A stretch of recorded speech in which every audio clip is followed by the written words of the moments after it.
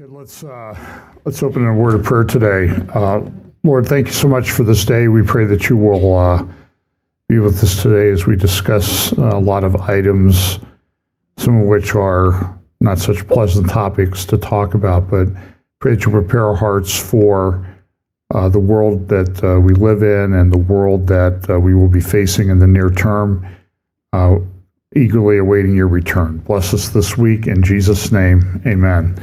Okay, so this week, here it comes. I should have put 2026 on the front of that, but it's coming like a bullet, not a freight train, it's coming like a bullet train. And by the way, I used to represent railroads, so I know a little bit about trains.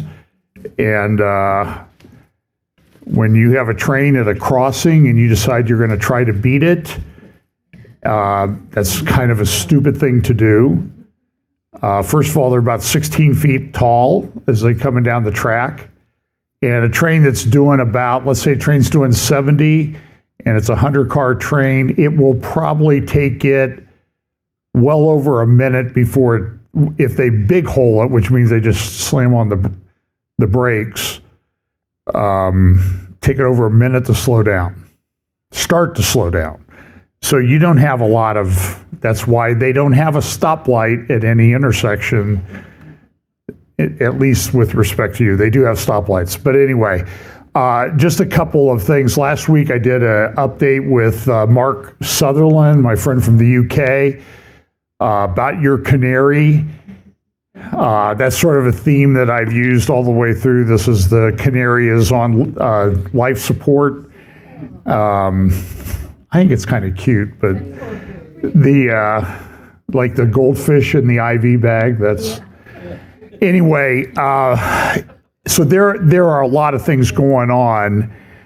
I want to maybe start with this just because I want to offend people and get myself in trouble. This is my unupdated wheel of prophecy. Somebody said I need to add gold bars to that. Maybe I do. And I think I would change it around a little bit now. I update some of my chess pieces and everything, but it's insane. So we live in this world where it seems like the dominoes are starting to fall.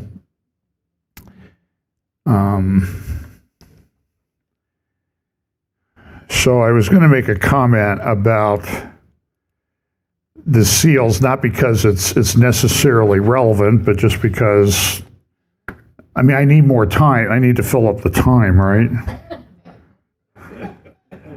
I was sort of texting back and forth last night with some friends, and we were kind of doing some research on the events at AmFest, and I said, you guys, you're sort of, if my update's only an hour and 20 minutes tomorrow, it's going to be your responsibility.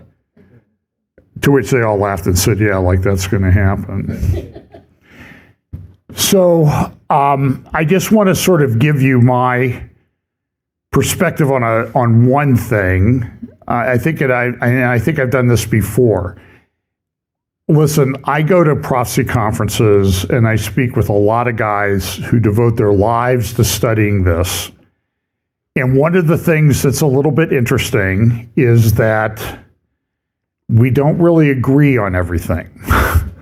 We might agree on this part and this part. We're all premillennial and we're all pre-wrath, mostly that I speak with. So that's where we agree. Now, we argue about when the wrath starts. We argue about other things and what's is the second coming tied to a feast? I happen to think it is. But, so we discuss nicely all these things. And so sometimes I may show a little bit of irritation. And then the guys that I speak with, I respect them and they study hard. But then I get on these forums on Facebook where people are discussing eschatology, and it's if the goal is Jesus won't return until there's unity on how this is going to work out, He's never coming back. And then I'll do something with, so this week, Mark and I also were privileged to interview Robert Spencer from Jihad Watch the other night. You can catch that on our YouTube channel. I think he put it up on his, at least a link to it on our website, his website as well. And Robert's, in my view, on jihad and Islam, Robert's a legend. And he's written a lot of books, and he has a new book out. He's a great apologist to attack some of the underlying assumptions of Islam and the historicity and authenticity of the Quran. He's a real treasure. And I can tell from talking to him that even he seems a bit overwhelmed at times with everything that's going on. So we did the interview on Monday, I think it was Monday, and Bondi Beach attack had occurred on Sunday. I'll talk a little bit about that. And he said he used to do a program with David Wood called This Week in Jihad, but they stopped doing it about 9 months ago because he said it was the same show every week. It was just this huge volume of jihadi attacks everywhere, and it wears them out. So pray for the people that do what I do, that there'll be people will have stamina and perseverance to get through this and talk about, because I think it's important that we talk about this. But I'm going to give you an example where we disagree. So I talk about the seals, and there are different views of the seals. Like, some people say all the seals have to open before you know what's going on. But then the book says the first seal opened and we saw this, the second seal opened and saw this, the third seal, you understand? So I sort of look at it as the seal opens, the scroll unrolls a little bit, reveals about the first seal, then second seal, fourth seal, all that, on and on. And then there's a big argument about when do the seals start opening? And I'm less dogmatic on this than I used to be. Some people argue that they're already opening, and I always say, if you want to do that, make your case. And the thing you should appreciate about that is they're paying attention. Then we argue about, well, who is the rider on the white horse? I even have some people will tell me that's Jesus. And I'm like, no, I don't think so. Now, the conventional wisdom is that it's the Antichrist. But I'm much less dogmatic on that than I used to be. This is a thing that's going to unfold over time. And I've tried to display this graphically, that the seal opens and then what happens in that seal increases over time. And you can't see it because the scroll is in the way, but it peaks near the time of the second coming of Jesus. Same way with the second, third, and fourth. And they may open in very close order. Some people take the view, particularly with, let's just use the fourth seal as an example, that the fifth seal doesn't open until everything in the fourth seal has taken place. I don't know that you get that out of the text. So in other words, let's read the fourth seal. And when he had opened the fourth seal, I heard the voice of the fourth living creature saying, and of course, the four living creatures, you can go back in Ezekiel, because almost everything in the book of Revelation has references to the Old Testament prophets and the Old Testament and the Torah and the Tanakh and all those books. And when he opened the fourth seal, I heard the voice of the fourth living creature saying, "Come."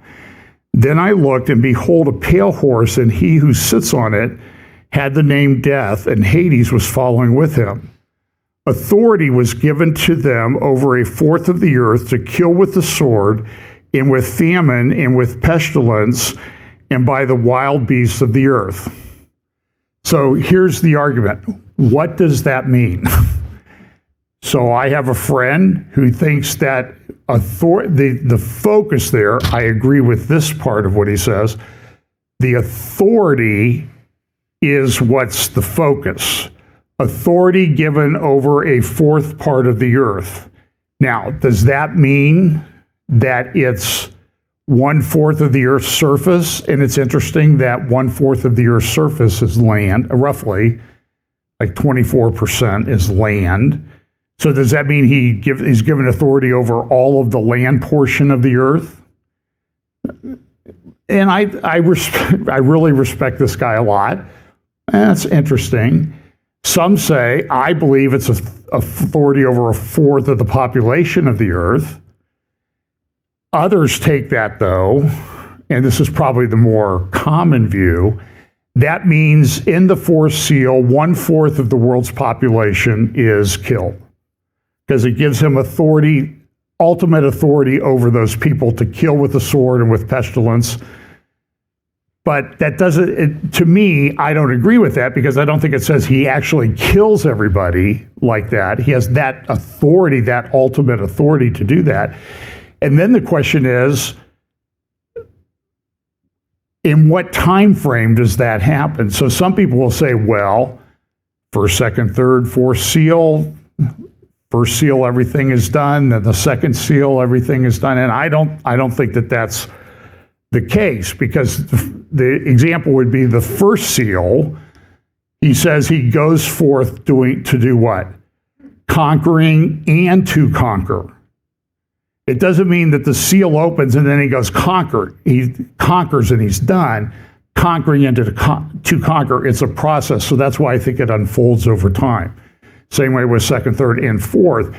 But there are a lot of people that I see trying to make the case, I don't think it's a very good one, that 1/4 of the world will die before the fifth seal is open. I don't see that in the text. I think that's a big assumption. Plus, how quickly are 1/4 of the world killed, if that's what you think it says? 6 months? A year?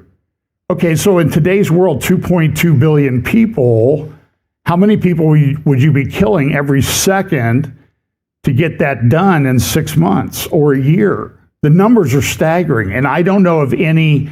That's why I sort of developed the logistical part of my grid: acceleration, convergence, logistics, and understanding. Because if you're going to do that, you got to have the methodology to do it. Now, somebody would say, well, it'll be magic, and we'll do it. It'll be, that's how they solve the problem. It'll just be magically done. Well, I don't think so. I live in a real world, and the Antichrist will be a person. So I don't think he has ultimate authority and a lot of power. I don't think he has the ability to just speak it and make it happen. But that's my view. So understand. So we can disagree on all of these things. We are at a time where what I view is the threshold of certain prophecies being fulfilled. So there's like a line that goes across. So when the events of this prophecy hit this line, then you will be able to say, this is that which was prophesied. And we may be getting close on that, but we're not there yet. For example, Ezekiel 36, bring you back into the land in unbelief. Clearly that's in process. But the end of that prophecy says, and I'll put a new heart within you, and you will know that I am the Lord. So that hasn't happened yet. So the regathering in unbelief certainly is. But I don't think we can say, okay, Ezekiel 36 has been fulfilled. And I believe the same thing about, and I know I'll get some disagreeing with this, Ezekiel 37, the valley of dry bones, is not fulfilled yet, because what's it say at the end? And then they will know that I am the Lord. Those prophecies in Ezekiel almost all end with that. So they cover a long period of time, and they unfold over time, just like I think the seals do. So that's just, don't know why I talked about that. So I'm going to talk a little bit today. I'm going to talk about AI and some of the things going on there. Not even going to scratch the surface on that. We will have another roundtable on January 14th, I'm also going to be interviewing Patrick Wood and Courtney Turner about their book, The Final Betrayal, which I think is excellent, just from the little tiny bit of it I've read so far.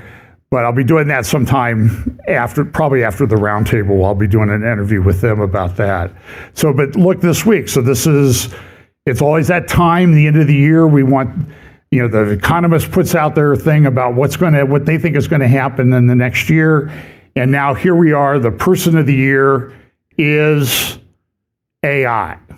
And it's kind of interesting. Now, they do sort of subtitle it the architects of AI to kind of get away, but it's very interesting that a lot of the AI guys actually assign personhood to AI.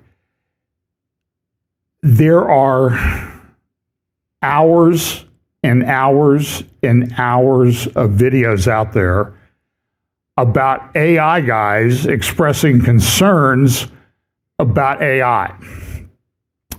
One said the other day, I don't think we're at where it's extremely dangerous yet, but it seems like that's coming. Other people think we've gone way past that. And as things are developing, now they are developing quantum computing, which takes processing onto just another incredible level.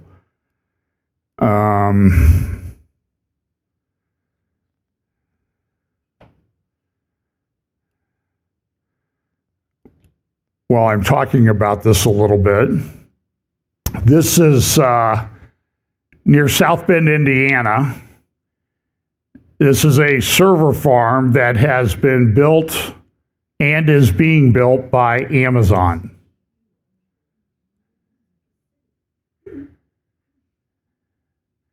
You see there's cooling towers, and this is just racks of servers in what used to be a farm, and you can see there's more coming. This is a drone flyover. And we have the same thing around here. And I believe this is Amazon.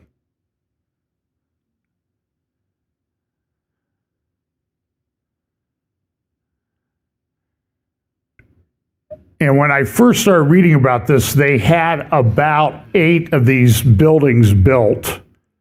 I don't know how big these buildings are. If they're like the Facebook ones, you can see they're probably 3-4 stories high. The ones out in New Albany for Meta, Facebook, are about 6 stories, and they're 1,200 feet long.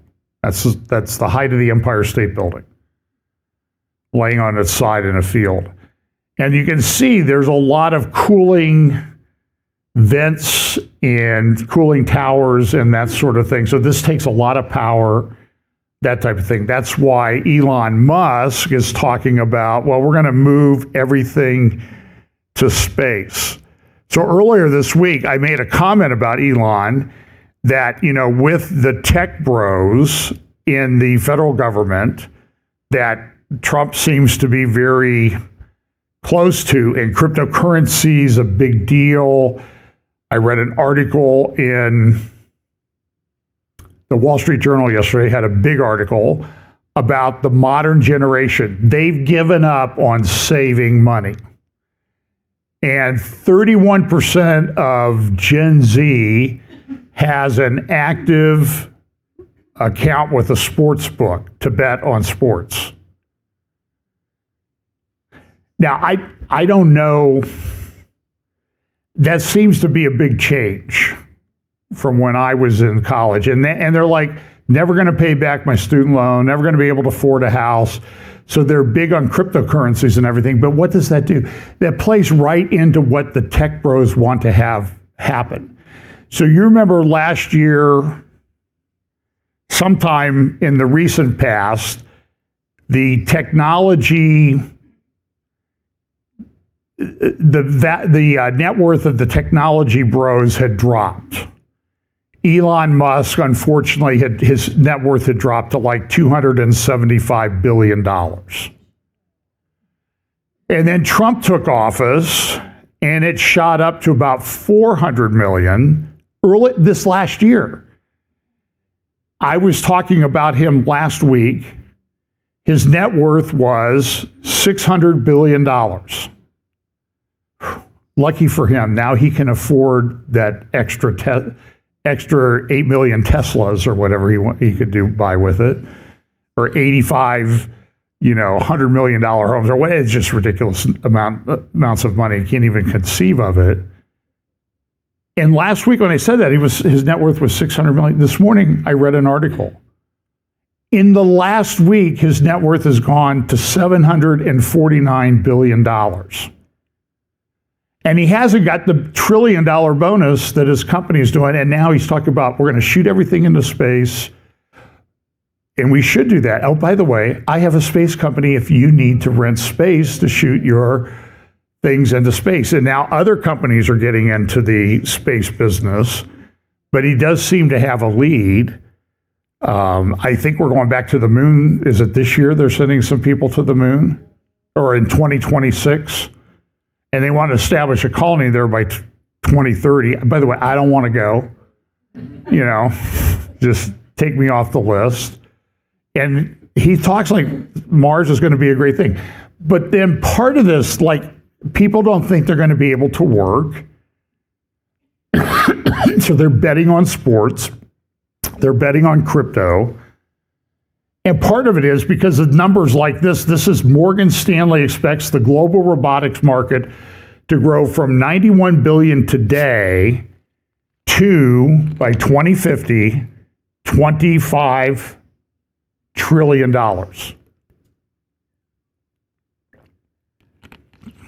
So, as the population is aging, people are living longer, but the young people are disappearing and they're not having kids and they're losing hope. It's crazy out of control, in my opinion. If you just listen to the demographic guys, it would be very easy for you to say, well, if you didn't believe it, you would say it. If you do believe it, you would say, come quickly, Lord, because I don't know what's going to happen. But the tech bros are like, well, just build robots to do all that stuff for you. Okay, so when somebody finds a robot that can do an very, very easy egg, let me know. And they probably have them already, but I don't know. But to me, that's kind of like an acid test, right? That they're really, really good. Because you don't want them to, slam it. But look at this. So $25 trillion robotics revolution, a 250-fold market surge. Humanoids, $5 trillion. Autonomous vehicles, $6 trillion. Professional service robots, $7.5 trillion. And I'm already seeing law firms that used to have 4 or 5 lawyers. They now have 1 lawyer. I even saw a guy on LinkedIn this morning. It popped into my feed and he said, listen, if you want to make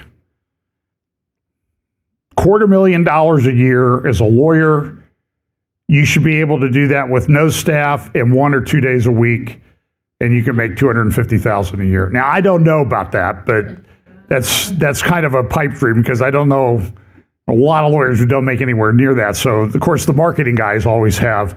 And by the way, you can buy a solution from him. So here's a little bit of Elon Musk talking. I think this might have been on Joe Rogan a couple weeks ago. What do you think the solution is to the jobs that are going to be lost because of AI and robotics, the jobs due to automation, the jobs due to no longer do we need human beings to do these jobs? By the way, there might be bad words in this. I forgot to edit that out. Do you think it's going to be some sort of a universal basic income thing? Do you think there's going to be some other kind of solution that has to be implemented? Because a lot of people are going to be out of work, right? I think there will be actually a high demand for jobs, but not necessarily the same jobs. So, this process has been happening throughout modern history. There used to be like doing calculations manually with like a pencil and paper used to be a job. So they used to have like buildings full of people, cold computers, where the banks would all you do all day is you do calculations because they didn't have computers. They didn't have digital computers that people Abacus. do. Yeah. Well, it was just people would just like add and subtract stuff on a piece of paper, and that would be how banks would do financial processing. And you'd have to literally go over their equations to make sure the books are balanced. Yeah, and most times it's just simple math. Like in a world before computers, how did you calculate? How did you do transactions? You had to do them by hand. So then, when computers were introduced, the job of doing, bank calculations no longer existed. So people had to go do something else. And that's what's going to happen. That's what is happening at an accelerated rate due to AI and then robotics. That's the issue, though, right? The accelerated rate, because it's going to be. It's the accelerator. It's just happening. Like I said, AI is the supersonic tsunami. So that's what I call it, supersonic tsunami. So it's like, what other jobs will be available that aren't available now because of AI? Well, AI is really still digital. Ultimately, AI can improve the productivity of humans who build things with their hands or do things with their hands, like literally welding, electrical work, plumbing, anything that's physically moving atoms, like cooking food or farming or like anything that's physical. Those jobs will exist for a much longer time. But anything that is digital, which is like just someone at a computer doing something, AI is going to take over those jobs like lightning. Coding, anything along those lines, yeah. It's going to take over those jobs like lightning. Just like digital computers took over the job of people doing manual calculations, but much faster. So what happens to all those people? Like, what kind of numbers are we talking about? Like, you're going to lose most drivers, right? Commercial drivers, you're going to have automated vehicles, AI-controlled systems, just like there's certain ports in China, and I think in Singapore, where everything's completely automated. Yeah, well, mostly, yeah. Yeah. So you're going to lose a lot of those jobs, longshoreman jobs, trucking, commercial drivers. Yeah, I mean, we actually do have a shortage of truck drivers, but there's actually. Well, that's why California's hired so many illegals to do it. Have you seen those numbers? Yeah, I mean, the problem is like when people don't know how to drive a semi truck, which is actually a hard thing to do, then they crash and kill people. Yeah. A friend of mine's wife was killed by an illegal driving a truck, and she was just out biking, and there was an illegal who didn't know how to drive the truck or something. I mean, and he ran her over. So I mean, like the thing is like for something like you can't let people drive, sort of an 80,000 pound semi if they don't know how to do it. But in California, they're just letting people do it Because they need people to do it.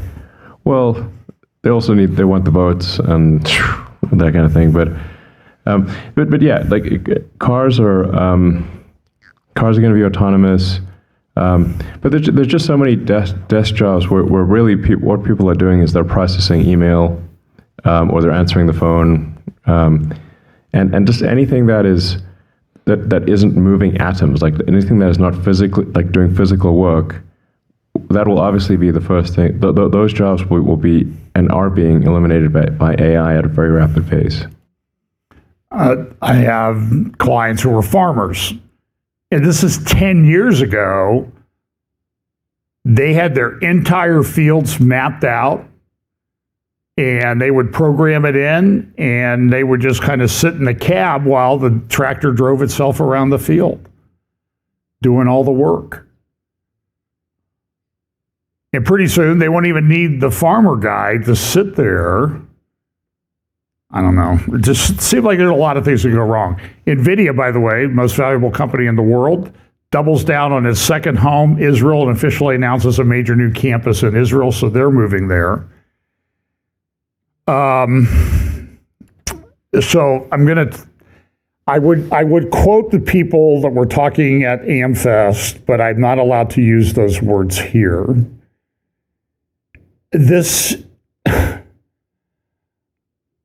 I will say that I think that this is mostly a fight among people who would identify as conservatives, maybe Christian, maybe pseudo-Christian. Turning Point USA always seemed to be a little bit, not to seem to be, it was very ecumenical in many respects, sort of a big tent.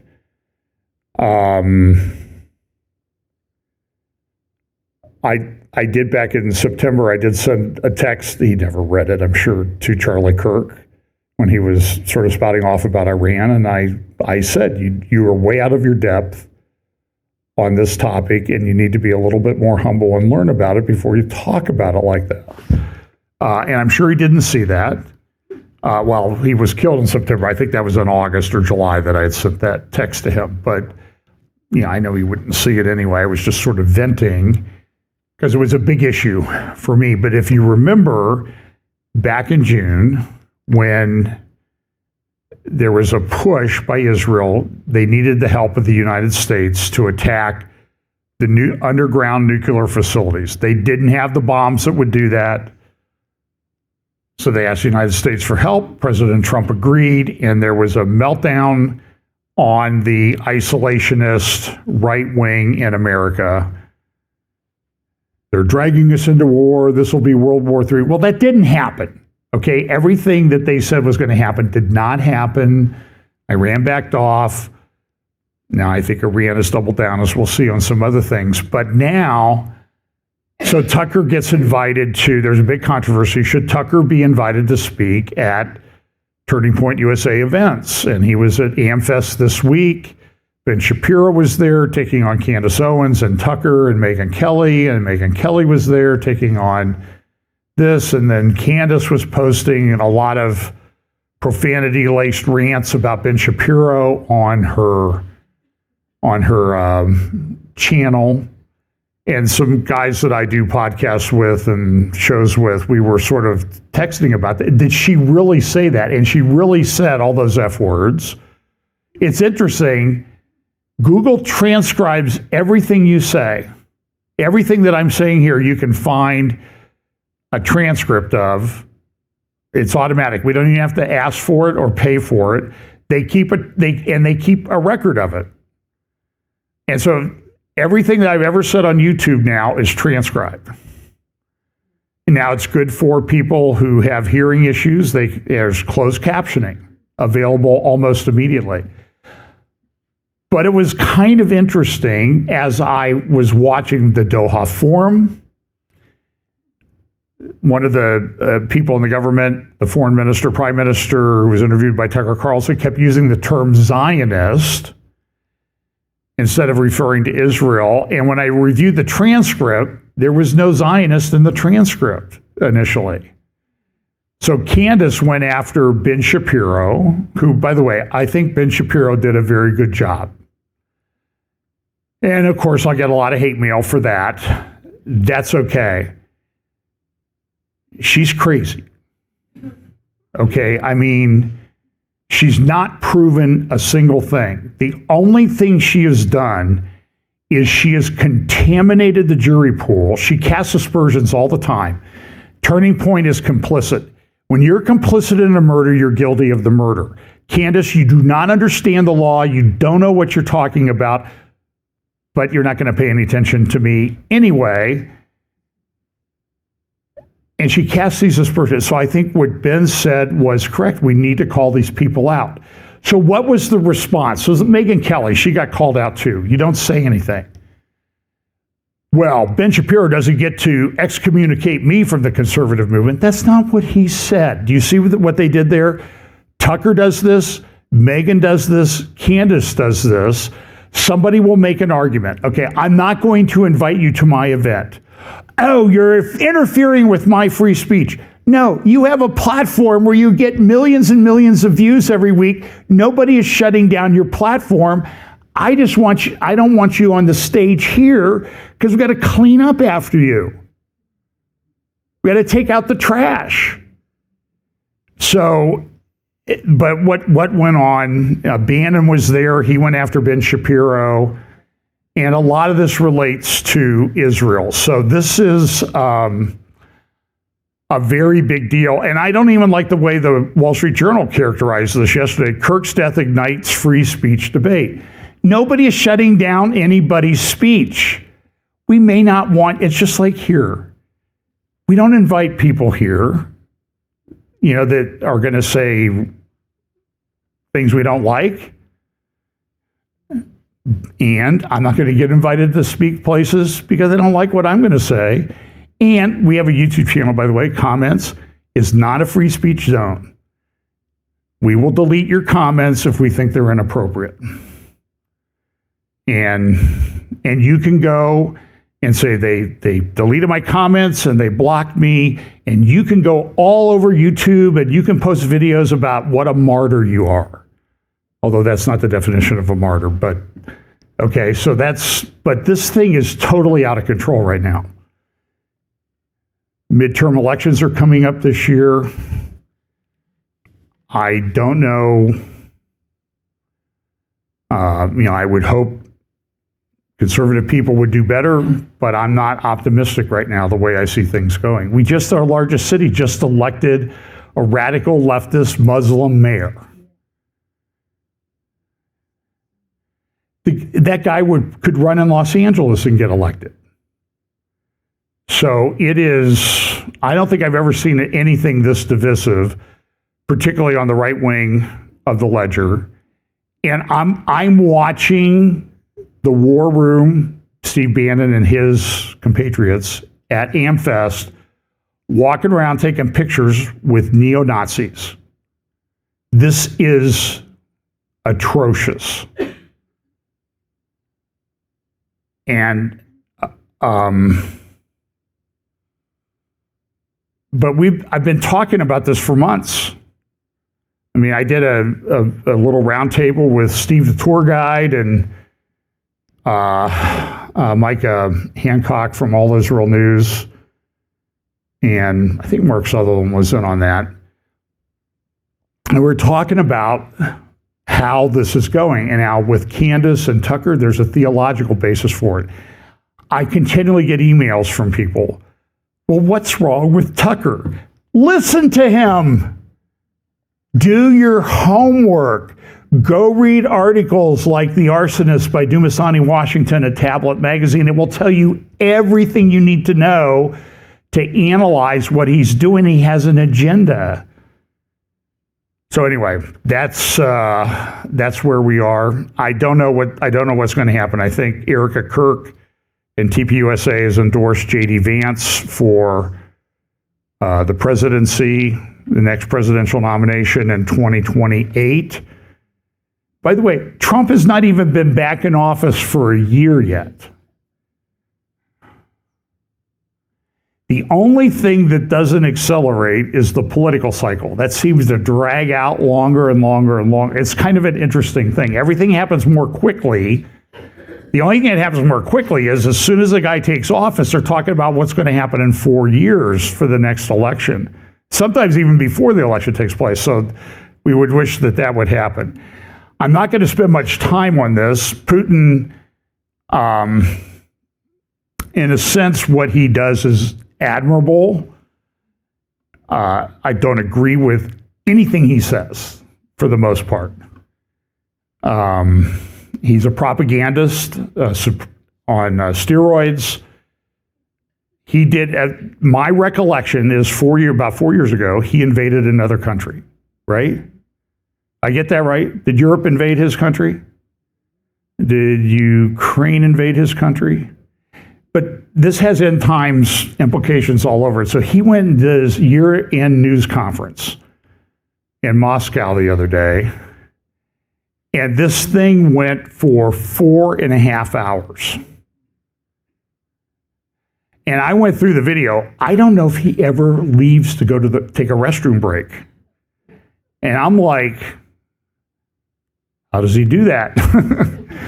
And it doesn't look like he's ever drinking water during the thing. Maybe he has a cup of water there. I never see him take a drink. So maybe he's just a little bit of an unusual guy. But he took a lot of questions and everything. There's a big article in the Wall Street Journal yesterday about Steve Witkoff, how Putin got his preferred U.S. envoy, come alone, no CIA. So this is in the Wall Street Journal today.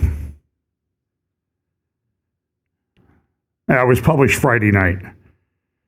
I don't know if it made it into the thing yesterday. Vladimir Putin was interested in meeting Witkoff, so interested that he might consider releasing an American prisoner to him.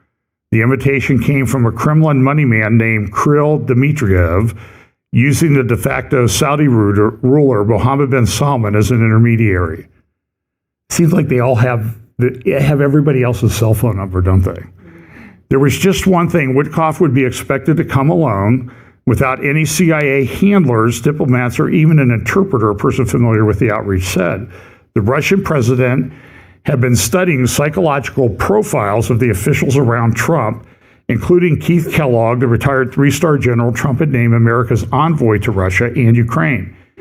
Putin's intelligence agent reports stressed that Kellogg's daughter ran a charity in Ukraine, a red flag signaling that he might be hostile to Russian demands during coming peace talks, people familiar with the documents said. Kellogg had also shrugged off an appeal from television personality Tucker Carlson, who told him before Inauguration Day that Moscow was ready to start talking. These things, when you read these stories, it's like a one-stop shopping for everybody that you should have red flags about. And there was, and the Tucker Carlson interview that was done of Putin was a farce. He allowed Putin to go on.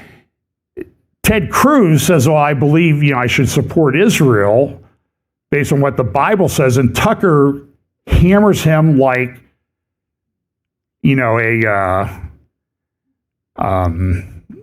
cross-examining attorney at an important trial who's on crack and coffee. And Putin, oh, that's so wonderful that you know all this history.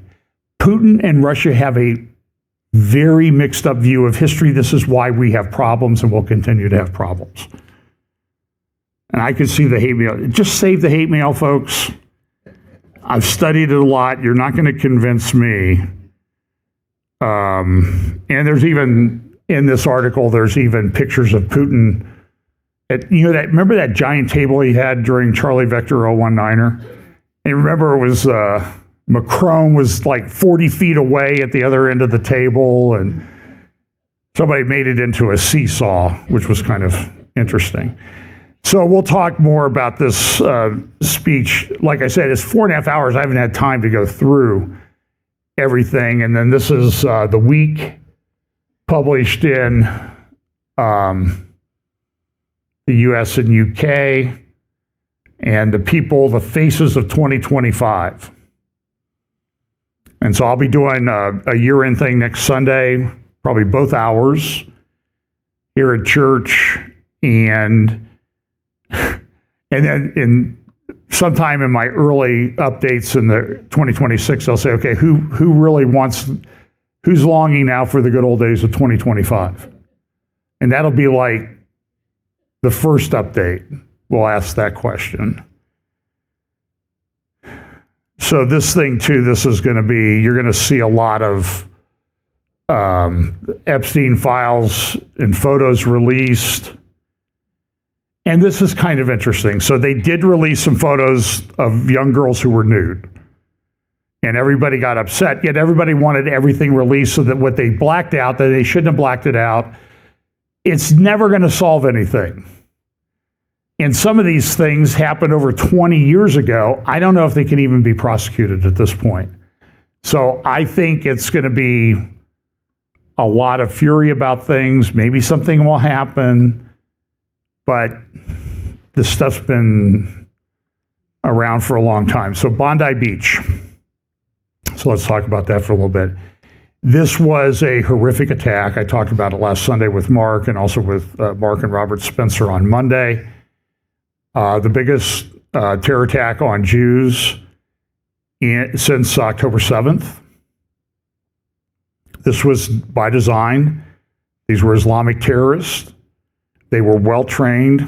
I think they were using bolt action, things you had to load and move the bolt on, and they were shooting them almost like they were automatic weapons. They were very well trained. They wanted to do a lot more. They went on for about 20 minutes, I think, shooting. They killed 15 people.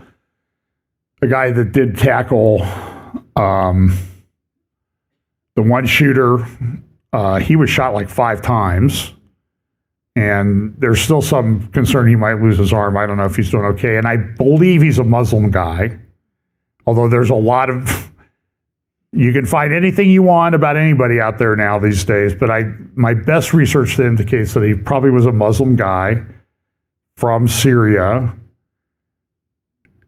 And, but he is being savaged in Islamic social media, because he helped save Jews. And this is the problem. So there's an article, a blog post here. Let me pull this up.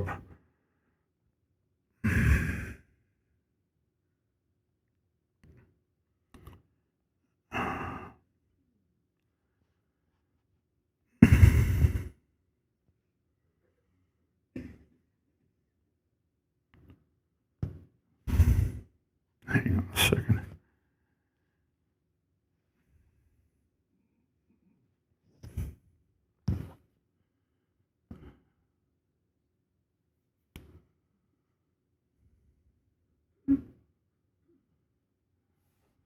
Oh, I know where it is. This is, my devices still do not quite communicate with each other.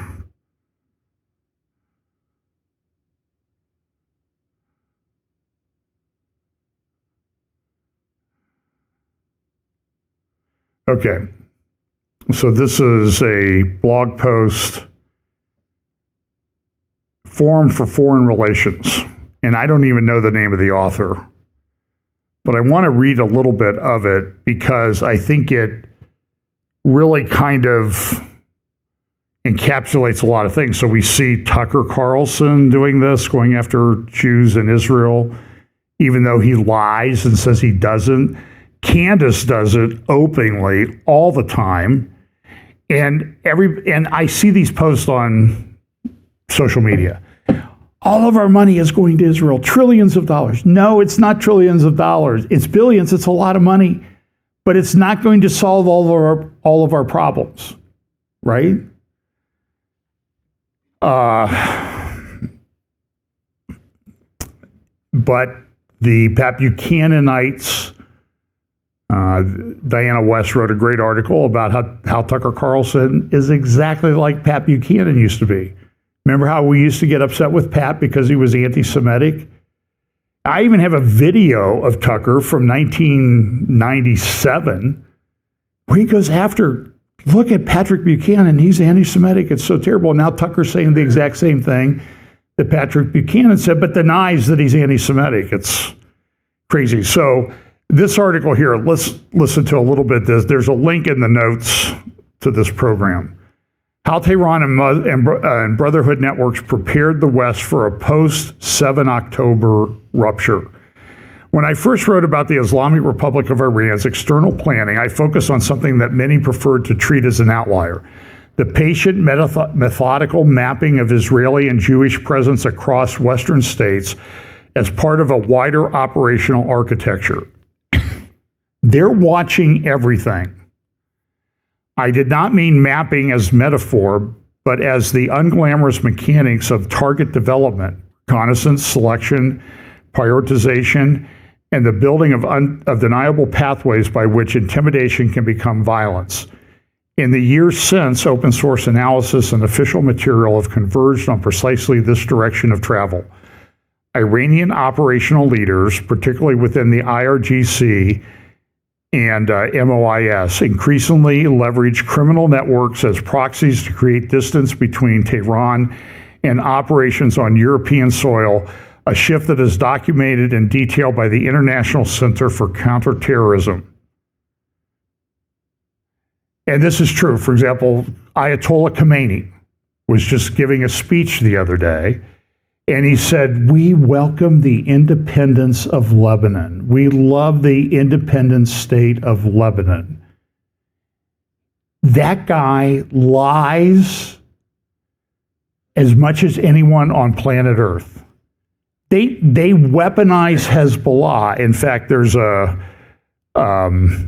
Alma Research has a big article out now about, so in Syria, so you see the line, the curvy line through Syria on the right? That's the Euphrates River. In the northeast part of Syria, that's where there's a town called Dar el-Zor. We have military people there. That's where the Syrian Defense Force people are located. Those are Kurds. And now the concern with analysts and Israel is they don't want Hezbollah, that's their symbol on the left, in Lebanon to reconstitute itself. And they're rebuilding back faster than Israel's bombing it away.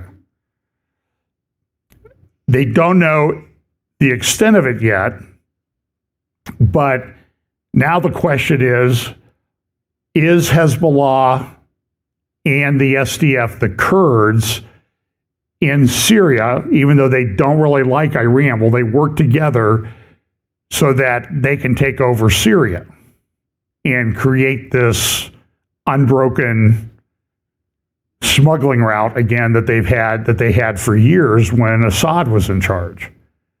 And this is a big problem. And Iran has major problems. I'm going to play a few minutes of this just because I think it's very well done. I don't remember the name of the channel I got it from on YouTube. Iran is in a massive water crisis. By the way, China is too. China is pumping out all their aquifers so that in some cities in China, business people go to a hotel and they said you have water between 7 a.m. and 8 a.m. in major cities. The UN sets a standard of 500 cubic meters of water per person is sort of like just what you need to sustain life. In major cities in China now, 250 cubic meters is what's available. Half. And what do? And so they're afraid it's going to cause turmoil in China. Listen to this about Iran. Iran's capital is counting down to day zero. شروع میشه به حرکت به سمت جاهای سرسبز و پرآب. In the middle of the 21st century, Tehran is transforming from a nuclear power to a water beggar. The Iranian regime, which threatens the world with its missiles, cannot provide its people with a drop of water in its own capital. It has even started begging its neighbors for water. People are not queuing for free bread. Millions of Iranians, holding cans in their hands, are trampling each other to get plastic water containers to take home. Only the sound of air and helplessness flows from the taps, not water. This is the moment when civilization collapsed. That is why President Mesut Pezeshkian raised the white flag. He said, in desperation, that Tehran's relocation had become a necessity. His solution is the biggest escape plan modern history has seen. Relocate the capital and flee. They are fleeing because Iran is now experiencing water bankruptcy. So, how did a superpower candidate end up like this? The answer is hidden in that white spot on the map. This massive white spot you see is not a geographical formation. It is a biological time bomb set by the Iranian regime against its own people. Lake Urmia, the largest lake in the Middle East, has been wiped off the map by one of the greatest ecological crimes in human history. While the elite in Tehran diverted the water flow to line their pockets, they left behind a 10 billion-ton pit of toxic salt. This disaster has long passed the point of no return, and every time the wind blows, massive salt storms, silently carrying death to the lungs of millions, herald a crisis that transcends borders. What we are witnessing now is a much faster, much more deadly, and densely populated version of the Aral Sea disaster. And the demographic earthquake triggered by this situation has pulled the pin on a wave of refugees that will cross Iran's borders and shake the entire region, including Turkey. Iran's impending water bankruptcy disaster has not only devastated nature, but also undermined the very survival of the Iranian state. To grasp the true magnitude of this disaster, we must first visualize the scene of the crime, the geological and historical grandeur of Lake Urmia. This was no ordinary body of water. It was a million-year-old heritage site hidden among the mountains, 1,270 meters above sea level. This massive body of water, stretching 140 kilometers from north to south, was 90 times the size of Manhattan Island and acted as a giant thermostat, balancing the region's climate. Designated a biosphere reserve by UNESCO in 1976, this basin was a delicate, closed-loop ecosystem that sustained Artemia shrimp, unique to this lake, and migratory birds. However, over the past 50 years, this natural fortress has been subjected to the most brutal and deliberate engineering assault in human history. Although the regime tried to convince the world that the cause of this drought was climate change, satellite images and data scream that the real culprit is a man-made system. Starting in the 1990s, the Iranian government systematically cut off the main arteries feeding the lake as part of its so-called development drive. Contrary to scientific facts, more than 40 dams were built on the 13 permanent rivers that kept the lake alive. The waters of vital rivers such as Zareen and Simin were imprisoned behind massive concrete walls before they could even reach the lake. So, where did these billions of cubic meters of imprisoned water go? This is where the dark side of the story, known as the water mafia, emerges. This water was diverted to agricultural products that consume excessive amounts of water and should never be grown in a semi-arid climate. In these lands where water is as valuable as gold, the cultivation of tropical irrigation-intensive crops like sugar beets and apples was encouraged for the enrichment of elites close to the regime. This agricultural plunder not only consumed surface water, but also targeted underground reserves. When the surface rivers dried up, the local population and businesses turned desperately to the underground. It is reported that the number of illegal wells dug across the basin exceeded 80,000. These wells savagely sucked dry the aquifers, or underground water reservoirs, that had been building up for thousands of years beneath the soil, as if with a straw. Thus, the sources feeding the lake from below were also dried up, and the soil began to collapse and compact as it lost its water. As if all this exploitation of resources were not enough, one of the greatest engineering mistakes the human mind could conceive was built like a dagger plunged into the very heart of the lake, the Marta Kelanteri Highway. This 15-kilometer embankment road, built to connect Urmia and Tabriz, literally split the lake in two. The construction of the road stopped the natural circulation of water, accelerated sediment accumulation, and destroyed the lake's ability to clean itself. Once a single breathing organism, the lake was suffocated by this highway and transformed into two separate dying pools of water. Today, the figures document not a decline, but an extinction. The lake, which had a water volume of 30 billion cubic meters in the 1990s, has now lost more than 95% of its volume. The beaches, once navigable by ships and thronged with tourists, have now turned into toxic salt deserts stretching for miles, dotted with abandoned piers. Satellite data confirms that the lake is no longer a permanent body of water, but only a temporary pool formed by seasonal rainfall. This picture is not a quirk of nature. It is an ecological crime designed, implemented, and completed for profit. When Energy Minister Abbas Ali Abadi appeared before the cameras on December 3rd, he was not actually announcing a new strategy. He was raising the regime's white flag of surrender. The minister officially confessed the shameful truth that had been hidden for years to the whole world by saying, We will buy water from our neighbors. For a regional superpower, boasting of its hypersonic missiles and nuclear program, this sentence was tantamount to diplomatic suicide. The Tehran administration had succeeded in enriching uranium, but failed to fill its people's glasses. The most tragicomic and humiliating aspect of the situation was the address of the door at which Iran was begging for water. The modern Iranian state was forced to sit down at the negotiating table with Taliban-ruled Afghanistan to access the most basic source of life.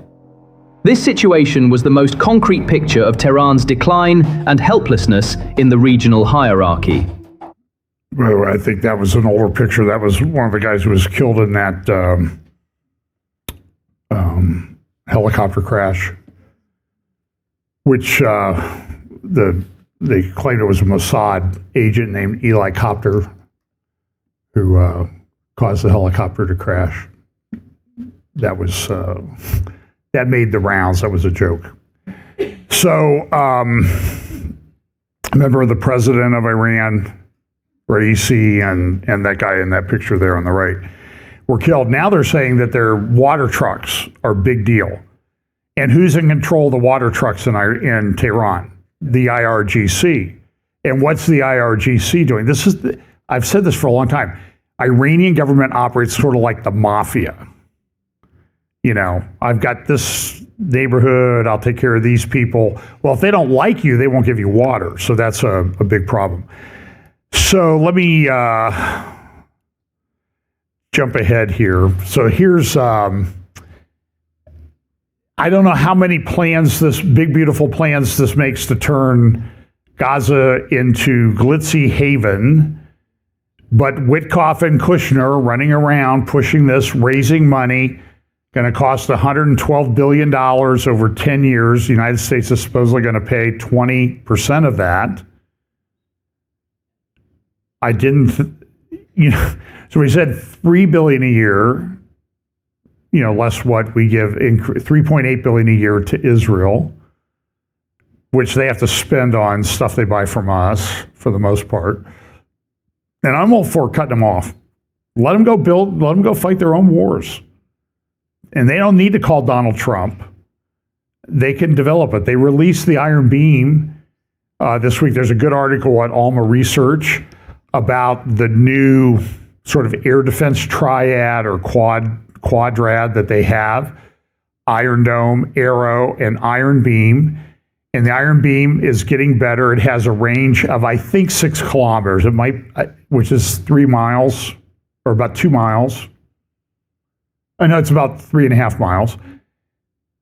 And it can take down a missile as long as it has line of sight and time to lock onto it for a little bit. It costs about $2 in electricity to take down a drone or a missile, as opposed to $100,000 for a Iron Dome missile or $300,000 for an Arrow 3 missile. So it's a big cost saving things, and they're marketing this all over the Middle East and everything. So, but here comes, now we're going to give $20 billion over 10, so about $2 billion a year to Gaza to rebuild Gaza. All of this is premised on Hamas disarming. Okay, so let's take a show of hands. How many of you think Hamas will disarm in your lifetime? And some of you are pretty young, and I know I don't see your hand being raised either, so you don't think it's going to happen. So it's big news. It's front page in the Turkish press today, the Wall Street Journal yesterday. It's called Project Sunrise, Building a New and Unified Gaza. Witkoff, meanwhile, met Saturday in Miami with high-level delegates from Egypt, Turkey, and Qatar to discuss implementation for the second phase of the Gaza ceasefire plan. Transformation, digitally driven smart city. There's that word again. And what does this indicate to you? Smart cities, controlled grids, and all of these things. This means the technocrats are in charge. And if you remember, the Abraham Shield document said we want to develop a technocracy to run this region. Okay? Witkoff and Kushner are getting all the other technocrats together, and so they've got this executive summary. They're going to divide it into 1, 2, 3, 4, 5, well, roughly 6 zones. And they're going to build Rafah. Rafah is going to be the new Rafah, a revitalized Rafah as Gaza's seat of governance and a thriving home for 500,000 residents. And Rubio and Witkoff are optimistic that the Board of Peace is going to come about. Now, there's supposed to be a meeting coming up in the next week and a half between Trump and Netanyahu. And the word is that they're going to talk about what are we going to do about Iran? Because Iran, despite no water, despite things falling apart, collapsing demographics, they're building missiles like crazy, like producing, I think, 3,000 ballistic missiles a month. And they want to overwhelm Israel's system. There's no system on the planet, even the U.S. system, even around our most protected air bases that could withstand an onslaught like that without things getting through. So they're planning for this. There's also some things in the press this week about that they were trying to develop a fusion bomb, which would be a game changer. Nobody's ever been able to really develop a bomb like that. So maybe it was a pipe dream. The pipe dreams they should have should be about getting water to their people. But nevertheless, they're trying to develop these weapons. They're putting everything into it, and it's a big deal. The Washington administration, this is Israel Hayom magazine, ahead of next week's meeting the Washington administration wants to close combat zones while Israel wants to leave them open. So the U.S. administration, we don't want you going into Lebanon. We don't want you going into Gaza. We want you to just live at peace and harmony with everybody else. Yet in the meantime, Hezbollah is building up. Hamas is still active.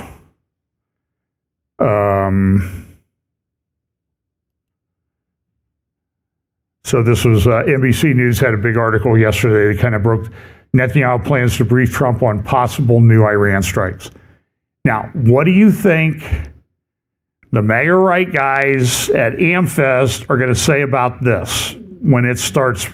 They're busy this week yelling at each other and cussing at each other, but they'll come home on Monday and they'll open up their email and they'll see stories like this. Netanyahu wants to talk about Trump about possible strikes on Iran. What do you think is going to happen on the mega right? It's going to be meltdown like you've never seen. We don't want to get into foreign wars. Now, I will say I put a link in the notes to this article. The 3 pawns that thought they could be queens. Interesting. I should start charging a fee for everybody who's using the chess motif in their articles and podcasts now. So these are my chess pieces. Turkey, Qatar. We've got the oil gas platform on top, and that's a tower with the flag wrapped around it. And then Egypt, which I made like an obelisk because they have those in Egypt, right? So this is a pretty good article. I would say read this article for an alternative view that Trump is playing 5D chess like nobody's ever played. I'm not buying it. I think we have an Islamic problem. I think it's much, much worse. I don't think clever slogans and telling Israel to back down are going to solve the problem. Bondi Beach happened this week because the Australian government was weak, inept, and moronic. Their response since, well, we're going to lead an inquiry into this. I don't like that. It's simple to know what happened. And you talk to some people, what's her name, Sarah Adams, who's been sounding the alarm for a long time that these type of attacks are coming through the United States. And she says, don't let them come to the United States. Who did we listen to? It was Mordecai Kadar, wasn't it, this morning? Talking about the demographic problem and how it's affecting affecting Europe. And remember, when they talk about millions leaving Iran, it was like 5 million left Syria back in 12 years ago or 13 years ago. And what's happened to Europe in the meantime? They're now saying that in a few European countries, within 5 years, the Muslim percentage of the population will be 20%. In England, they don't really release numbers. I'm going to try to find out. They're saying we now are in our 4th generation of Islamic families in the UK. The other statistic, maybe it wasn't Qatar, maybe it was somebody else. Anyway, he said, it was the Polish guy, the Polish European Parliament guy. I think he was on the podcast. I love this podcast named Trigonometry. I wish I'd thought of that one. It's so good. Anyway, he was saying that Muslims are like 8 to 10% of the population. They commit, in countries where they're allowed, 72% of the crime. He said this is a civilizational, existential problem. Victor Davis Hanson has a great article at American Greatness. There's a link in the show notes as well, talking about, are we entering into a new dark age? This is a massive problem, and it's coming here. I was talking to people in Texas. You have no idea what's going on. So Amy Meck and some others at Rare Foundation, Robert Spencer at Jihad Watch, Trevor Loudon, and others are really fighting this. Raymond Ibrahim has a great book out, and you should listen to him talk about this. This is a existential, civilizational problem, and it has end time stuff written all over it. So I kind of tweak my friends. They think that the European Union's coming back, or the European common market, or the European revived Roman Empire will be the dominant thing in the end times. And I'm like, okay, but if the Lord doesn't return soon, it's going to be Islamic anyway. I mean, seriously. The Mayor of London, ministers in Keir Starmer's cabinet, they're all Islamic. Mayors of other major British cities. So this is the posters are always, this is Poster Square. I call it Poster Square in Tehran. And they always put up these posters. Remember, they had the picture of the Temple Mount in Jerusalem with all the missiles flying in about a year and a half ago. And I'm thinking, like, well, maybe one of those missiles could go the wrong way and sort of advance the end time clock on a lot of issues if it hit that. But now this is the new one up this week. And it says, you kneel before Iran again. You see the U.S. over here. And so they sent a lot of messages through these posters in that square.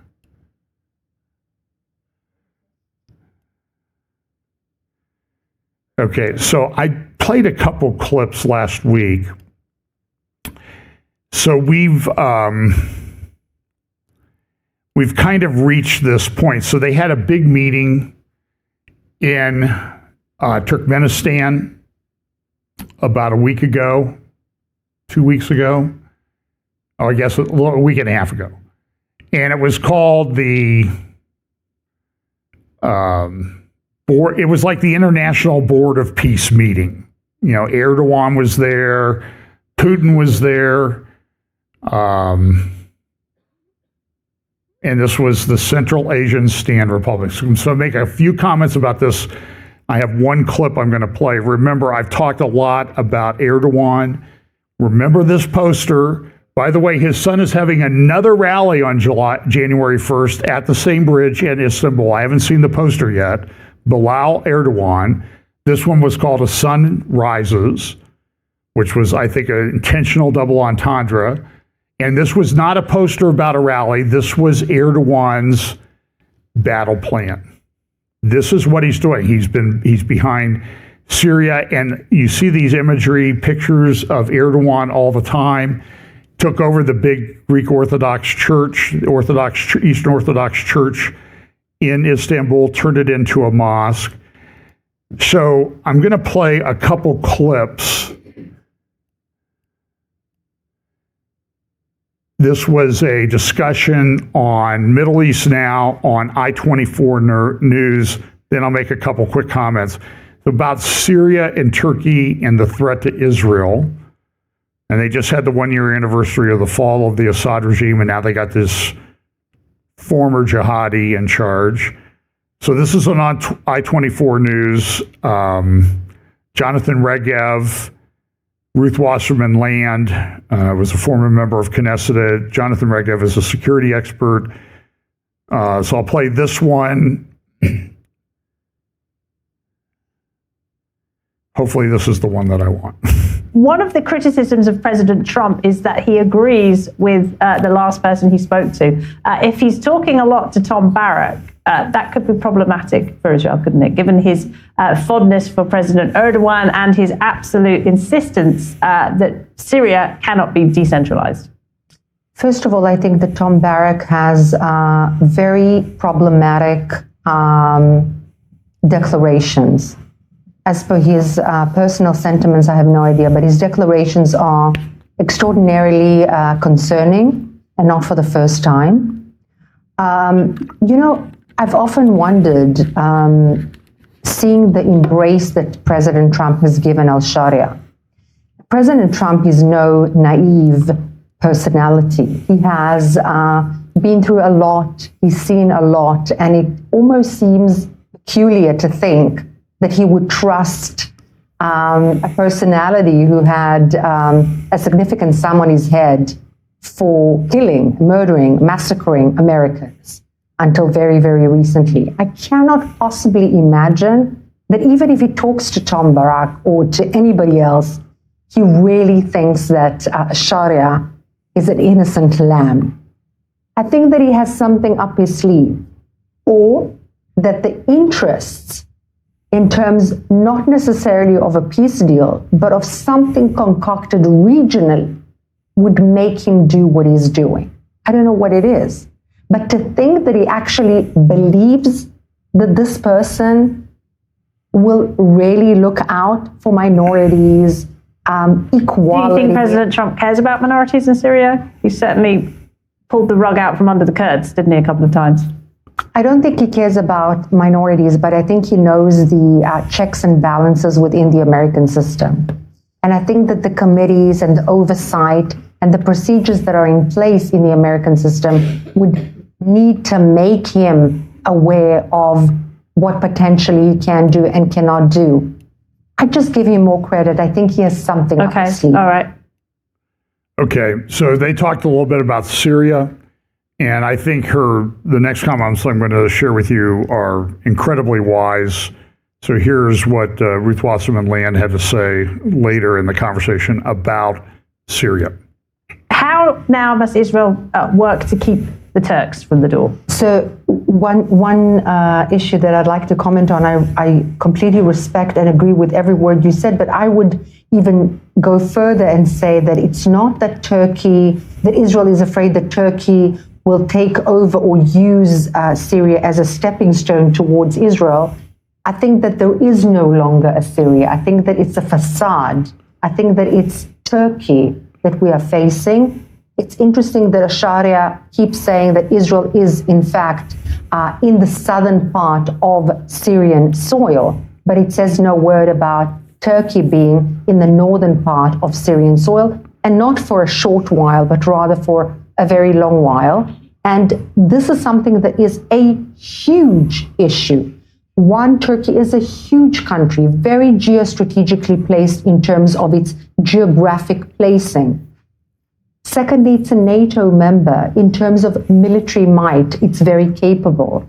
And obviously supporting the Muslim Brotherhood ideology, having grown up on the, let's say, ideology of the founders of the Muslim Brotherhood in Egypt, Erdogan is carrying out the absolute first stepping stones and the foundation of a future Ottoman Empire. He says it in his speeches, he speaks it in his actions. He is placing himself in Libya, in Sudan, in many places in Africa. He is the next Iran. And when Iran and the Shiite axis lowers or weakens, always the Sunni axis strengthens and vice versa. And this is something that it will eat from within the West if it doesn't wake up soon enough. So there's an article at Middle East Forum this week, Erdogan's Blue Homeland. I've talked a lot about this, but a few years ago now, in the illegal occupation of Libya.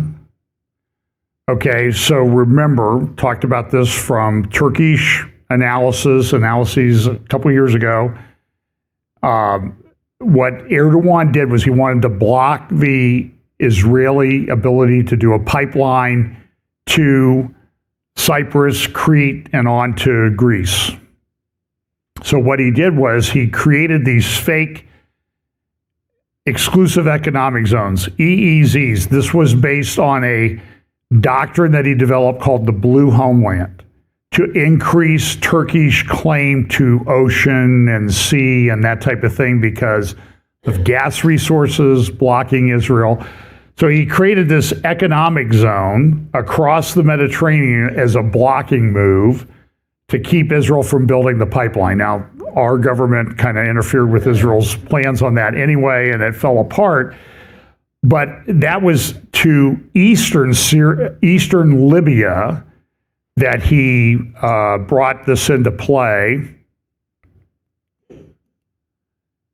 And so they're going to do a pipeline. So he created this economic zone to eastern Libya, but he's with Haftar, who is in charge of western Libya. And the interesting thing, another analyst I saw this week said, these Muslim countries, it was Mordecai Kadar today, they have all these resources. They could be these great, great places, but they're complete chaos. Libya is chaos. They have a lot of oil, and they have Europe really close. Be easy for them to make a lot of money, but they can't do it because they're mired in tribal conflict. So Erdogan creates this zone with a guy that doesn't even control that part of the land. That's the way Erdogan does. Erdogan has a lot of designs on things. He went to Turkmenistan because these are ethnic Turkmen people, same ethnicity as the people are most people in Turkey. He went to Azerbaijan last year. He created this economic corridor that was based on the Turkmen ethnic people in Azerbaijan. It was one nation, two nations, one sovereignty is the phrase that they used when they made these agreements. And my concern is that he's going to go after all of the Central Asian Stan republics. So you see Turkey here, Israel's down on the right at the eastern end of the Mediterranean. You can see the red, that's the Ukraine-Russia war. And then Russia's up there, and you can see all of these countries. So Turkey's trying to really kind of be the pivot point, the geopolitical pivot point. So, and I think this has Bible prophecy stuff written all over it. And so this article in the Eurasian Times says, Moscow holds the passports, Ankara holds the allegiance inside Turkey's silent invasion of Russia. So Russia has this Muslim problem. Turkey's trying to exploit that. And then the question is going to be, what are they going to do? I mean, how is this going to play out? And I do think that passages like Daniel 7 and 8 may be coming into play very near term. Turkey, of course, you see the Black Sea there below the red. There's only, you got to go through the narrow Bosporus and the really narrow Dardanelles. So the Russian fleet to get out of the Black Sea, which is its only warm water port, is really hostage to Turkey. And I don't know, I just think something's going to happen here. And then you add in the problem with Iran and water. Turkey has a lot of big dams. They're affecting the water in Iraq. That's a big problem in Iraq. The flow of water through the Euphrates and Tigris rivers is 80% of what it was 50 years ago. I'm sorry, it's down 80%. It's 20% of what it was 50 years ago.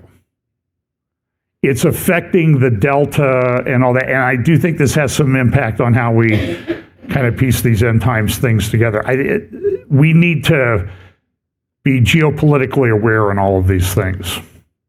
And I've totally run out of time. So, enjoy your week off. But as they say, I'll be back.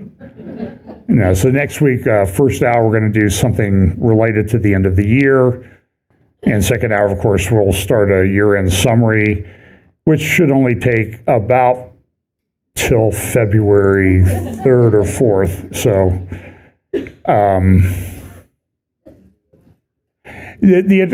what's the saying? Somebody said, I heard, the apocalypse will be live streamed.